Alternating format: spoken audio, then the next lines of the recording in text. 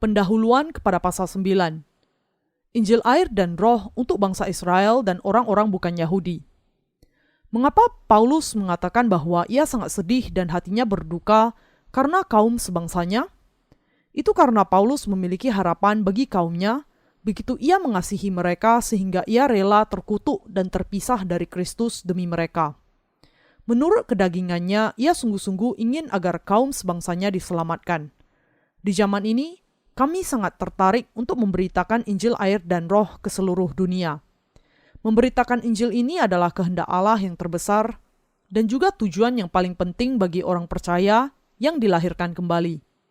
Apakah orang Israel akan menerima Injil air dan roh atau tidak juga merupakan salah satu hal yang menarik perhatian kita. Kita harus senantiasa berdoa bagi bangsa Israel supaya mereka bisa diselamatkan. Karena ketika mereka menerima Injil, kita bisa tahu bahwa kedatangan Tuhan yang kedua kali sudah sangat dekat. Topik doa saya untuk tahun ini adalah untuk penginjilan dunia dan penerimaan Injil yang benar oleh orang-orang Israel. Saya juga berdoa agar orang Israel akan memunculkan hamba Allah dari antara mereka sendiri. Allah pernah memberikan hukum Taurat kepada bangsa Israel dan ia juga menjadikan mereka kerajaan imam di hadapannya. Kristus sendiri datang menurut daging dari bangsa Israel, tetapi mereka menolak untuk percaya kepadanya dan masih melawan Allah dengan terus-menerus melawan kehendaknya. Tuhan mengatakan bahwa ia akan sulit menemui iman ketika ia datang kembali. Adalah kehendak Allah bahwa Injil air dan roh yang asalnya dari Yerusalem akan berkembang ke seluruh dunia. Namun hati manusia sudah keras zaman ini. Banyak orang sudah menyimpang dari mencari kebenaran. Baru-baru ini sebuah film berjudul The Last Temptation of Christ yang mengatakan bahwa Yesus hanyalah anak haram beredar di Korea. Film itu penuh hujatan dan intinya adalah bahwa Yesus bukanlah Allah, tetapi hanya manusia biasa, sama seperti Pangeran Siddhartha dari India yang lebih dikenal sebagai Buddha. Film ini menyerang kebenaran bahwa Yesus adalah Allah dan juru selamat kita. Inilah sebabnya Allah mengatakan, akan tetapi, jika anak manusia itu datang, adakah ia mendapati iman di bumi? Lukas pasal 18 ayat 8. Yesus Kristus yang kita percayai adalah Allah, lebih tinggi dari semua ciptaannya dan layak dipuji sampai selamanya.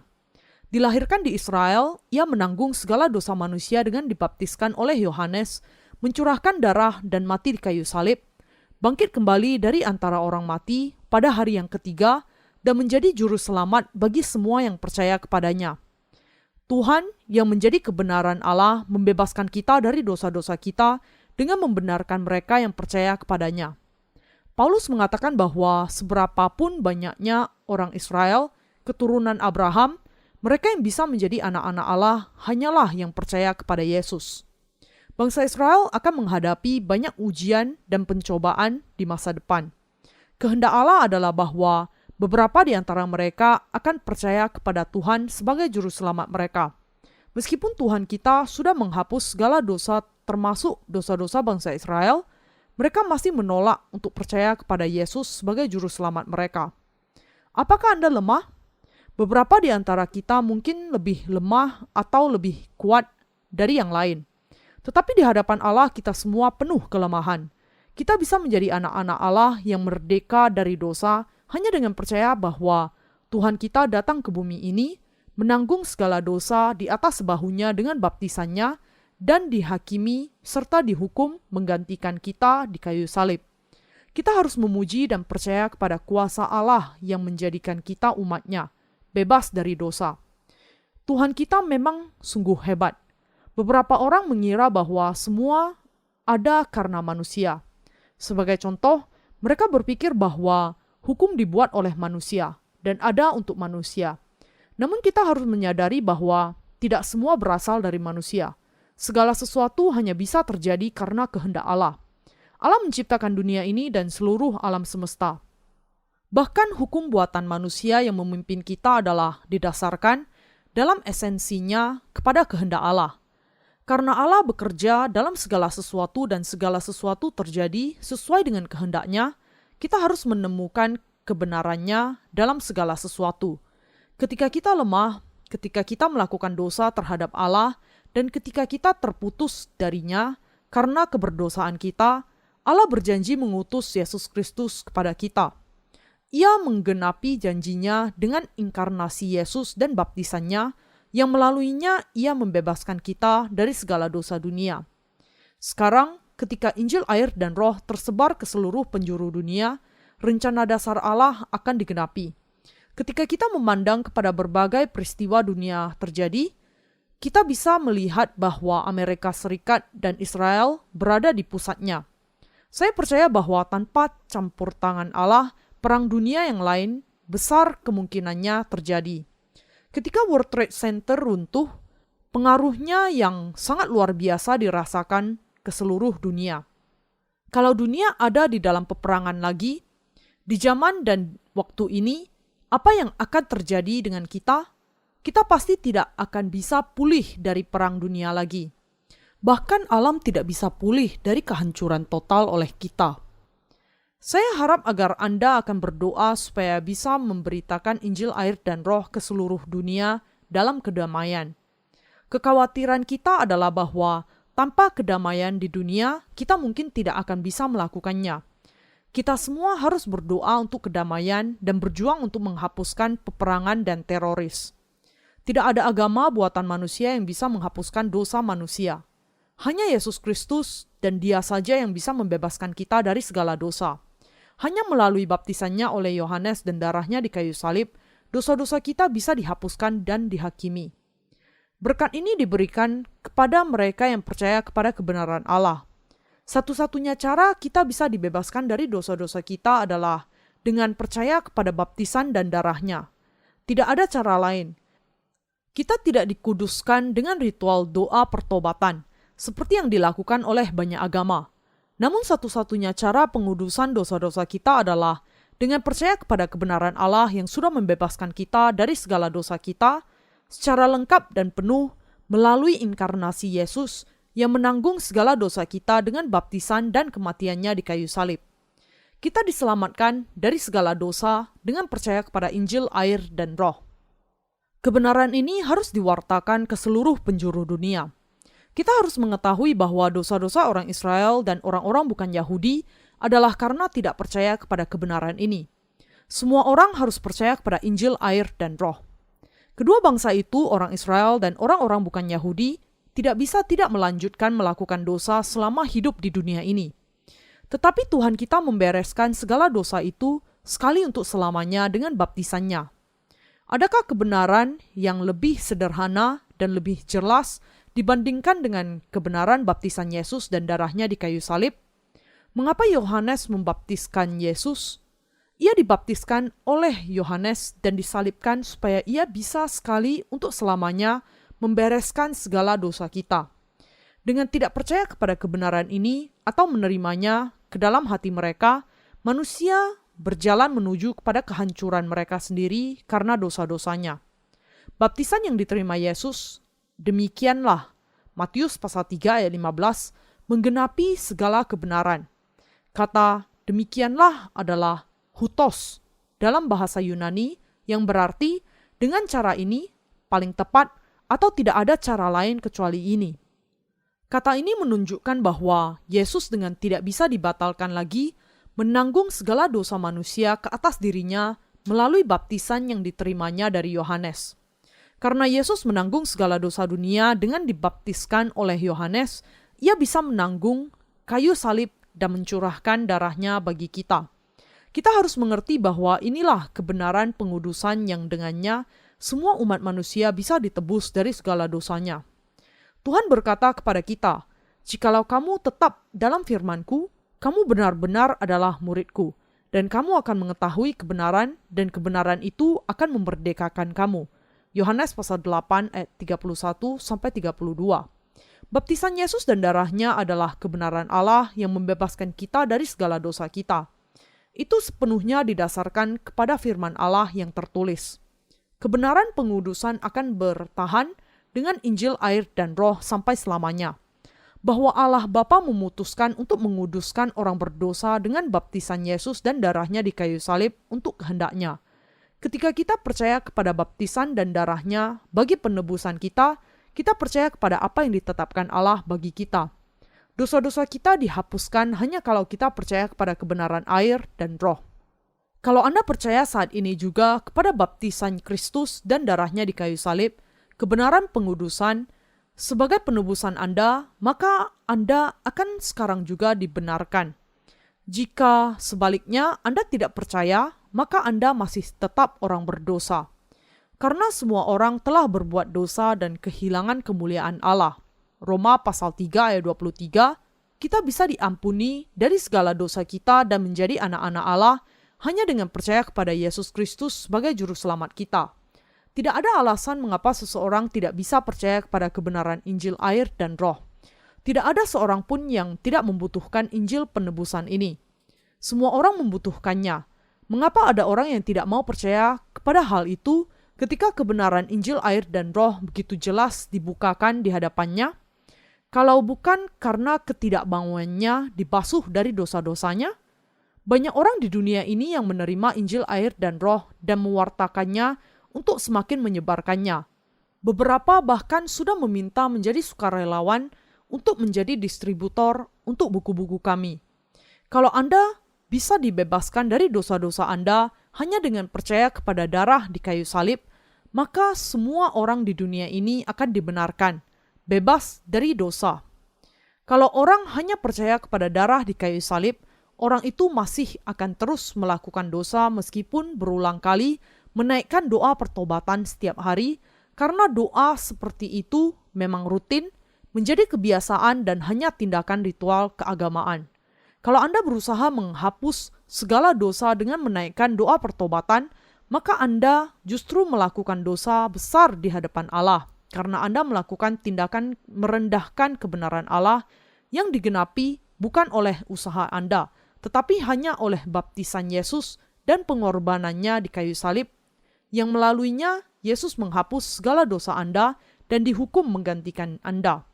Kalau Anda menerima Yesus sebagai juru selamat Anda, percaya bahwa pengudusan Anda adalah melalui baptisan Yesus dan penyalibannya. Yesus berjanji untuk membebaskan orang berdosa dari dosa-dosa mereka, dan ia menggenapi janjinya dengan dibaptiskan oleh Yohanes di sungai Yordan dan mencurahkan darahnya di kayu salib untuk menggenapi kebenaran Allah. Apa alasannya sampai kita tidak mau percaya kepada kebenaran ini? Anda harus percaya kepada baptisan Yesus dan curahan darahnya di kayu salib sebagai penebusan Anda. Kebenaran bahwa Yesus menanggung ke atas dirinya segala dosa dunia ketika ia dibaptiskan bisa kita lihat di dalam Matius pasal 3 ayat 13-17. Hanya mereka yang tidak mau diampuni dosa-dosanya yang akan menolak untuk percaya kepada kebenaran ini. Anda bisa menjadi anak-anak Allah dan menerima kehidupan kekal hanya dengan percaya kepada kebenaran Injil air dan roh. Tidak ada yang lain yang akan menghapuskan segala dosa Anda. Tidak ada yang lebih indah dibandingkan dengan percaya kepada kebenaran ini. Tidak ada anugerah yang lain yang lebih indah daripada pengampunannya. Di antara banyak anugerah yang dicurahkan Allah bagi kita, pengampunan dosa kita adalah anugerah yang terbaik dari semuanya. Anugerah yang terbaik kedua yang diberikan Allah kepada kita adalah datangnya kerajaan 1000 tahun kepada mereka yang akan memerintah, dan anugerah yang ketiga adalah bahwa kita akan hidup selamanya di dalam kerajaan surga dan memerintah dengan Allah untuk selamanya. Allah sudah memungkinkan bahkan di zaman akhir ini agar kebenaran ini dinyatakan baik kepada bangsa Israel maupun orang-orang bukan Yahudi. Seperti yang dinubuatkan di dalam kitab suci, 2 hamba Allah akan bangkit dari antara orang Israel dan Allah akan melakukan banyak mujizat Injil di antara mereka. Orang-orang Israel kemudian akan mendengar Injil air dan roh melalui kedua hamba Allah itu yang akan dibangkitkan Allah dari antara bangsa mereka, dan banyak yang akan percaya kepada Yesus sebagai Mesias mereka. Kita menantikan datangnya hari itu seperti Yohanes menantikan dan memohon, "Datanglah Tuhan Yesus." Wahyu pasal 22 ayat 20. Ketika tiba saatnya Tuhan datang lagi, Anda akan menyadari betapa bersyukurnya Anda karena percaya kepada kebenaran ini, yang dengannya Anda diampuni dan diselamatkan. Kerinduan hati saya adalah bahwa Anda akan dibebaskan dari segala dosa Anda dengan percaya kepada kebenaran Injil, air, dan Roh. Dunia bisa saja berubah, tetapi Injil, air, dan Roh yang dengannya Allah menyelamatkan kita dari segala dosa tidak pernah berubah dan kebenaran kekal. Kita harus percaya kepada kebenaran ini untuk menerima keselamatan pengudusan yang tidak berubah. Kiranya kebenaran penebusan Allah menjadi milik Anda. Allah sudah membebaskan kita dengan menjadikan kita bejana belas kasihan-Nya. Roma pasal 9 mencatat bahwa Allah menyelamatkan Yakub karena ia mengasihi Yakub lebih daripada Esau. Demikianlah, Yakub menjadi bejana belas kasihan, sementara Esau menjadi bejana murka. Ini membawa kita kepada pertanyaan mengapa, yaitu apakah Allah lebih pilih kasih kepada Yakub dibandingkan dengan Esau? Tidak diragukan, akan ada banyak orang yang berpendapat, karena Allah secara berpihak dan terlebih dahulu memilih untuk mengasihi seseorang dan membenci yang lainnya tanpa alasan, penentuannya dan pilihannya menjadi salah. Ketika kita melihat ke dunia yang diciptakan Allah, kita bisa melihat betapa indah dan murninya ciptaannya. Tumbuhan, binatang, dan semua yang lain yang diciptakan oleh Allah nampak begitu sempurna. Bagaimana kemudian Allah bisa mengasihi seseorang sementara membenci yang lainnya secara demikian? Tetapi bukan ini yang terjadi. Karena ketidaktaatan Adam dan Hawa, dosa masuk ke dalam dunia. Dan karena dosa ini, semua yang ada sesudah mereka ditentukan untuk terus ada di dalam dosa dan tidak bisa menghindar dari hukuman neraka. Hanya karena Allah menyelamatkan Yakub dari dosa dan tidak membebaskan Esau, tidak berarti bahwa ia melakukan suatu kesalahan. Di matanya, Allah memiliki semua alasan untuk melakukan hal itu. Kita bisa menemukan banyak orang yang bersikap seperti Esau di dalam lingkungan Kristen. Biasanya, orang yang demikian tidak pernah melewatkan satu ibadah pun. Tidak peduli kapan atau di mana diadakannya, mulai ibadah fajar sampai penyembahan tengah malam. Beberapa mungkin bahkan menghabiskan lebih banyak waktu di gereja daripada di rumah.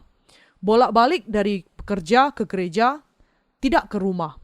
Kita mungkin bisa menyebut mereka sebagai pelari agama. Namun di antara mereka banyak yang tidak menganggap serius kebenaran Allah. Ini karena mereka berusaha membangun kebenaran mereka sendiri dan dalam melakukannya mengabaikan kebenaran Allah.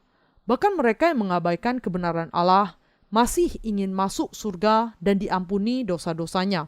Tetapi usaha mereka dalam memantapkan kebenaran mereka sendiri di hadapan Allah bukan dalam usaha untuk diampuni dari segala dosanya. Allah mengatakan kepada mereka yang tidak percaya kepada kebenaran Allah bahwa iman kepada kebenaran Allah bukan milik semua orang. Orang-orang yang bagaimana kemudian yang bisa percaya kepada kebenaran Allah? Mereka adalah orang-orang yang mengenal keberdosaan mereka, yang di dalam pikiran mereka sendiri menyadari bahwa mereka tidak layak untuk apapun. Mereka adalah orang-orang yang ketika menemukan kebenaran Allah melalui pengudusannya yang dinyatakan di dalam Injil, air, dan Roh, langsung percaya kepada hal itu dan mengembalikan kemuliaan kepada Allah. Bahwa kita percaya kepada kebenaran Allah dan kemudian diselamatkan berarti bahwa kita orang yang sangat memelas yang membutuhkan kebenaran Allah. Kalau tidak demikian, kita akan dikutuk untuk menjalani hidup dalam dosa sepanjang kehidupan kita. Tetapi mereka yang mencari kebenarannya sendiri di hadapan Allah adalah orang-orang yang penuh kesombongan. Orang yang demikian mungkin mengatakan, Tuhan, aku memberikan perpuluhan, berjaga semalaman untuk berdoa kepadamu, tidak pernah melewatkan ibadah fajar selama 10 tahun ini, dan melakukan perbuatan baik untukmu. Namun Allah akan lebih senang kalau ia mengetahui bahwa ia tidak memiliki kebenaran sama sekali, dan dengan demikian perlu percaya kepada kebenaran Allah melalui pengudusan air dan Roh dan bukannya berusaha membuktikan melalui usahanya sendiri sesuatu yang tidak dimiliki dan tidak bisa dimilikinya. Bahkan sekarang di antara orang-orang Kristen ada banyak orang yang melakukan segala sesuatu untuk berusaha menunjukkan kebenaran mereka sendiri. Beberapa orang bahkan dengan setia melakukan apa yang mereka katakan. Tetapi karena mereka tidak percaya kepada kebenaran Allah yang dimanifestasikan melalui Injil air dan Roh, dosa-dosa mereka tidak sepenuhnya dihapuskan. Allah akan menentukan akhir mereka. Kita semua berharap bahwa mereka akan menjadi anak-anak Allah yang sejati melalui pengampunan dosa dengan iman mereka kepada baptisan dan darah Tuhan kita sebagai pengudusan yang sejati. Dalam bejana keselamatan, Rasul Paulus mengatakan bahwa Allah memiliki belas kasihan kepada siapa saja ia berbelas kasihan dan akan mengasihani siapa saja yang dikasihaninya. Siapa kemudian orang-orang yang menerima belas kasihan Allah? Semua manusia tidak bisa menaati firman Allah, meskipun mereka sungguh-sungguh berusaha melakukannya. Mereka berulang kali tersandung, meskipun mereka memiliki kerinduan yang benar untuk percaya dan hidup di dalam firman-Nya. Mereka akhirnya akan merasa menyesal di hadapan Allah, dihantui rasa bersalah, dan berpikir bahwa mereka layak mendapat hukuman neraka. Kemudian, mereka meminta agar Allah memberikan belas kasihan kepada mereka, mengakui bahwa mereka sangat memelas baik di dunia maupun di dalam kerajaan surga. Karena mereka tahu bahwa mereka tidak bisa diselamatkan kecuali Allah berbelas kasihan kepada mereka, mereka dengan sungguh-sungguh memohon kepada Allah. Pembebasan dari dosa dengan kata lain ditemukan di dalam mereka yang dikasihani Allah, dan yang kepadanya Allah memiliki belas kasihan. Untuk orang-orang ini, Allah mencurahkan Injil air dan Roh dengan mengutus anaknya, menanggung segala dosa ke atas dirinya melalui baptisannya, mati di kayu salib dan bangkit dari kematian. Semua untuk membebaskan mereka dari kehancuran yang pasti. Bapa kita memiliki belas kasihan kepada orang-orang yang memelas. Tetapi nampaknya ada lebih banyak orang yang ada di bawah murka Allah dibandingkan dengan mereka yang diberi belas kasihan Allah di dunia ini. Allah mengatakan bahwa di antara orang-orang Kristen di zaman ini ada bejana belas kasihan dan ada juga bejana murka. Jadi dengan kata lain, ada orang-orang yang dikasihi Allah dan ada yang tidak dikasihinya. Roma pasal 9 ayat 17 mengatakan, sebab kitab suci berkata kepada Firaun, itulah sebabnya aku membangkitkan engkau, yaitu supaya aku memperlihatkan kuasaku di dalam engkau, dan supaya namaku dimasyurkan di seluruh bumi. Allah membiarkan orang-orang seperti Firaun bangkit supaya kuasanya bisa diperlihatkan. Namun, kepada bejana belas kasihan, ia memperlihatkan kasihnya, sehingga namanya dimasyurkan di seluruh dunia. Karena dosa-dosa kita dan murka Allah, kita ditentukan masuk neraka. Tetapi kita diselamatkan dari segala dosa kita saat Allah mencurahkan kepada kita kasih kebenarannya karena ia mengasihi mereka di antara kita yang percaya kepadanya. Mereka yang tidak percaya kepada kebenaran Allah dan hanya tertarik mengejar kebenarannya sendiri berbalik melawan Allah. Mereka adalah orang-orang yang disisihkan Allah untuk murkanya. Agar murkanya yang luar biasa ditunjukkan, harus ada orang-orang yang melawan dia dan melaluinya keadilan dari pengadilan Allah ditunjukkan. Orang-orang seperti Firaun adalah mereka yang menolak kasih kebenaran Allah. Kepada Firaun, Allah menurunkan 10 tulah. Yang terakhir adalah kematian. Kepada mereka yang menolak Allah, hanya lautan api yang akan menantikannya. Inilah murka kuasa Allah. Ada banyak orang-orang yang berkuasa di dunia ini, dan banyak yang menyangkal Allah. Namun, Allah tetap akan mengalahkan mereka untuk menyatakan kuasa murkanya. Inilah sebabnya ia membiarkan orang-orang yang hatinya keras dan yang menyangkal dia.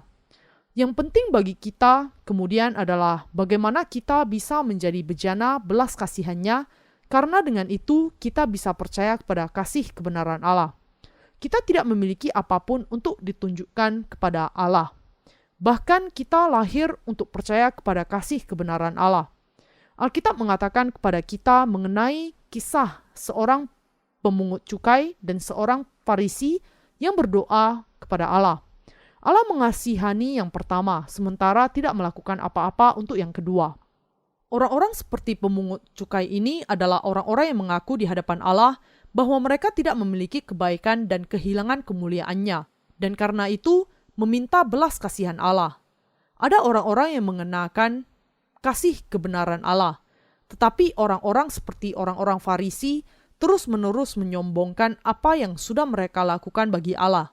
bahwa mereka memberikan perpuluhan, bahwa mereka berpuasa 2 kali seminggu, bahwa mereka berdoa, dan bahwa mereka sangat saleh secara keagamaan. Tergantung di mana kita berdiri di hadapan Allah, kita akan mengenakan kasih kebenaran Allah atau terkena murka penghukumannya.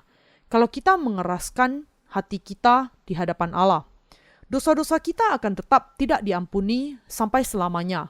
Tanpa pengampunan, kita akan masuk neraka selamanya.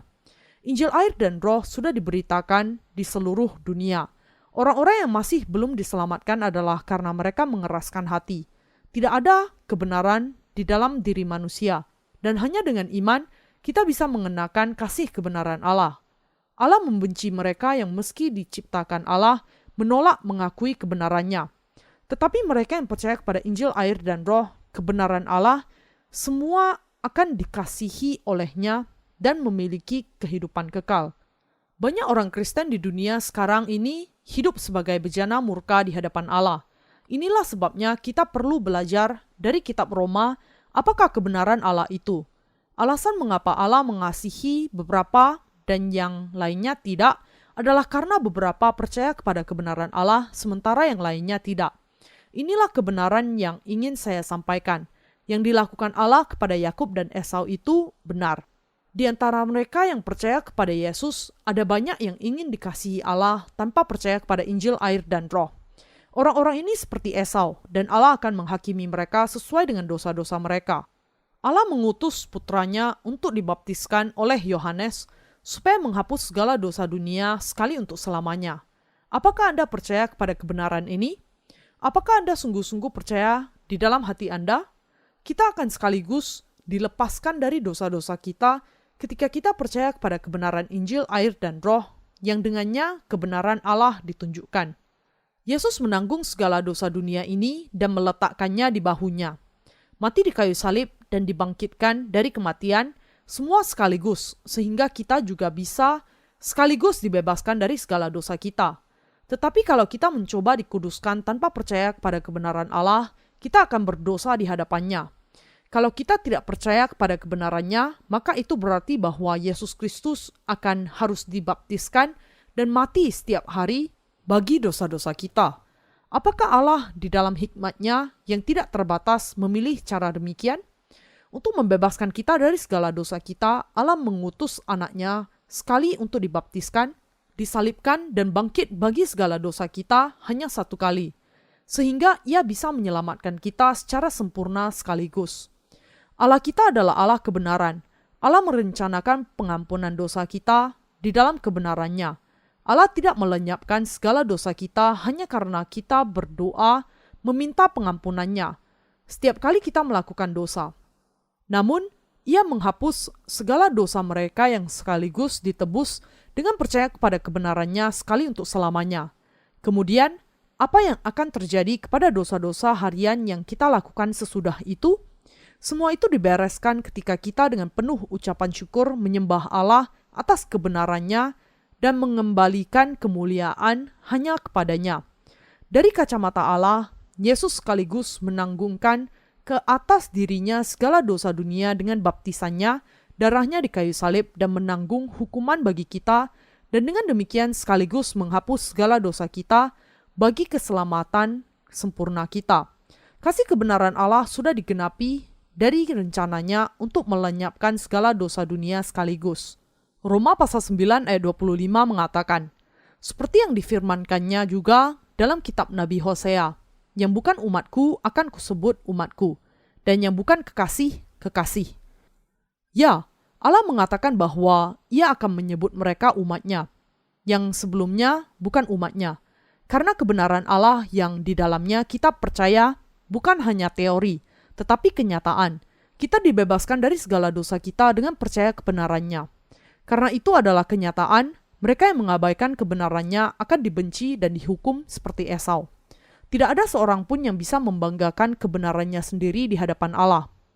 Untuk membebaskan kita dari segala dosa kita, Allah menyelamatkan kita dengan kebenarannya. Bagaimana kemudian kita bisa tidak berterima kasih dan menyembah Dia? Kita tidak bisa tidak memberitakan Injil kebenaran Allah dalam ucapan syukur dan iman.